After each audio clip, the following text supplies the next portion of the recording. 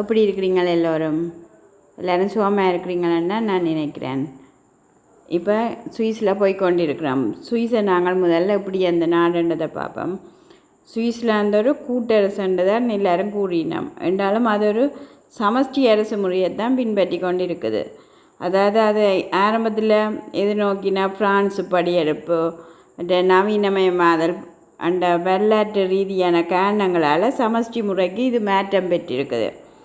அதாவது 1748, 1874, 1999 ஆண்டுகளில் இதன் அரசியலமைப்பில் சில சீர்திருத்தங்கள் மூலம் அதிகாரம் வந்தது மத்தியமயப்படுத்தப்பட்ட ஒரு சமஷ்டி முறையை உருவாக்க வழிவகுத்திருக்குது. சுவிட்சர்லாந்தை பார்த்திங்கன்னா மிக அழகிய நாடு. அதாவது இலங்கையை விட பரப்பளவில் குறைஞ்ச நாடு. அதை விட இது ஒரு இலங்கையில் நாங்கள் ஒற்றையாட்சி முறைன்னா இவங்க சமஷ்டி ஆட்சி முறையை பின்பற்றுறதால இன்றைக்கும் அந்த நாட்டில் ஒரு பிரச்சனையும் இல்லாமல் இருக்குது. இங்கே பார்த்திங்கன்னா ஒரு பகிரப்பட்ட ஆட்சியாக இருக்கும். அது ஒரு சுய ஆட்சி, தன்னை தாங்களே ஆட்சி செய்யக்கூடிய அளவில் இருக்குது. சுவிஸில் உள்ள கண்டங்கள் கூட கேண்டன் சொல்கிறது டொச்சில். இவர் தாங்களே முடிவெடுக்கக்கூடிய இயங்கக்கூடிய ஒரு மத்திய அரசாங்கத்தின் விவகாரங்களிலும் அந்த கேண்டன்கள் பங்கு பெற்ற முடியுது. எங்களுக்கு நாங்கள் மாநிலம் மாகாணம் என்ற மாதிரி அவை தங்களோட இடங்களை கேண்டன் என்று சொல்லினோம். சுவிட்சர்லாந்தை பொறுத்தவரையில் 26 கேண்டன்கள் இருக்குது. மற்றது 6 அரை கேண்டன்கள் இருக்குது. கேண்டன்கள் அமெரிக்காவிலேருந்து தான் காணப்படுற மாநிலத்துக்கு ஒத்ததாக தான் இருக்குது. இது இங்கே பார்த்திங்கன்னா கண்டங்களுக்கு தனக்கண்டு இறமை காணப்படுது. கண்டங்கள் இறமை பூரணமாக அரசியல் இறமை இல்லாட்டியும் கூட ஒரு நல்ல ஒரு தண்ட சுயாட்சி பெற்ற ஒரு அழகாக இருக்குது. இங்கே பார்த்திங்கன்னா இப்போ மாட்டு பண்ணையை பார்க்குறீங்க, எப்படி நல்லா அழகாக துப்புரவாக வச்சிருக்கணுமென்று பாருங்க. இந்த மாட்டு பண்ணையில் தான் இறைச்சி பால் எல்லாம் தங்களுக்கு தேவையானதை உற்பத்தி செய்து கொள்ளினோம். இதுக்கண்டே தனியான அலகுகள் காணப்படுது. பாருங்க, இந்த மாடுகளை பாருங்க அவ்வளோ அழகாக இருக்குதாண்டு. பாருங்க, ஆப்பிள் தோட்டங்கள்.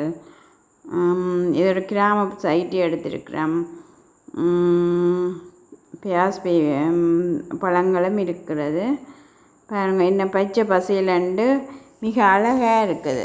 அதாவது இங்கே ஏற்கனவே சொன்ன மாதிரி இந்த கேண்டன்களில் பொதுசன அபிப்பிராயத்துக்கும் வாக்கெடுக்கிறதுக்கும் இந்த கேண்டன்கள் மூலம் காணப்படுது. மற்றது இங்கே இளமப்படுத்தப்பட்டதாக இருக்குது. அதாவது ஜனநாயக ரீதியாக இருக்குது. மற்றது கேண்டன்கள் நீதித்துறை செயற்பாடுகள் காணப்படுது. அடுத்தது பார்த்திங்கன்னா இங்கே பாருங்கள், கோழி பண்ணைகள் எல்லாம் இருக்குது. இதுக்கண்டு பிடிம்ப வைக்கண்டு தண்ணி நிரப்புற இதுகள் காணப்படுது. இங்கே மரங்கள் இருக்குது. அங்கே எப்படியும் பூ பறிக்கலாம்னு சொல்லப்படுது. தரிக்கலாம், எல்லாம் செய்யலாம். ஆனால் அதுக்குரிய கட்டணத்தை அதில் உண்டியல் இருக்கும், அதில் போட வேணும். இல்லாட்டி மொபைல்லேயும் போட்டுக்கொள்ளலாம். பாருங்க எப்படி ஏரியா இருக்குதுண்டு அழகாக பச்சை பசையிலண்டு காணப்படுது. இங்கே உள்ள பழங்கள் மரக்கறிகள் எல்லாம் இந்த நாட்டில் பெரும்பாலும் உற்பத்தி செய்யப்படுது. வெளிநாடுகளிலும் இறக்குமதி செய்யப்பட்டாலும் கூட நல்ல ஃப்ரெஷ்ஷாக இருக்குது. பாருங்க, வீடுகளை பாருங்க எப்படி இருக்குண்டு. நகர்ப்புறங்களில் ரொம்ப அழகாக தான் இருக்குது. வேறு என்ன இந்த நாட்டை பற்றி சொல்கிறேன்டா, ஒரு மிகச்சிறந்த அரசியலமைப்பு முறை தான் காணப்படுதுன்னு சொல்லலாம். இந்த மத்திய அரசாங்கத்துக்குள்ளே எல்லாம் அதிகாரங்கள் பிரிக்கப்பட்டுறதால இதுக்கு தனிய சட்டங்கள் எல்லாம் காணப்படுது. பாருங்க, மாட்டு பண்ணை திருப்ப பார்த்து கொண்டு இருக்கிறீங்க. இயற்கையாக தாங்களே எல்லாம் தயாரித்து இதண்டது. கூடுதலாக இந்த நாட்டில் தான் இருந்தால் சாக்லேட்ஸ் எல்லாம் கூட இறக்குமதியாகுது எங்களோட நாடுகளுக்கு.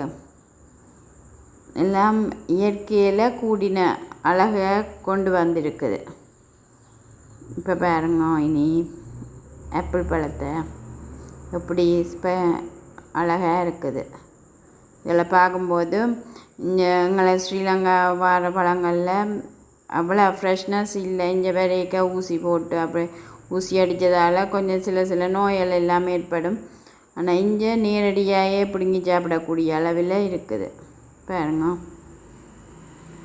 இன்றைக்கி நாங்கள் சுவிஸ் நாட்டின் ஒரு எப்படி மரங்கள், பால் பண்ணைகள் இதுகள் எல்லாத்தையும் பார்த்து கொண்டிருக்கிறோம்.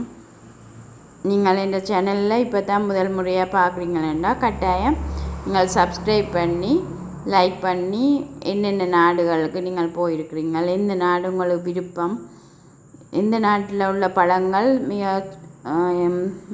என்ன ருசியாக இருக்குமென்றதை கமெண்ட் பண்ணுங்க. ஆப்பிளை பாருங்க, இந்த மாதிரி குளவுளையாக காய்ச்சிருக்கேன்ண்டு.